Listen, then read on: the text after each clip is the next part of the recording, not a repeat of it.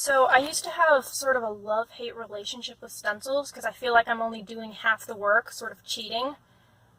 So today I'm going to show you how to make your own stencils. You could find a silhouette online, but I thought it would be more fun to start from scratch and just take a picture.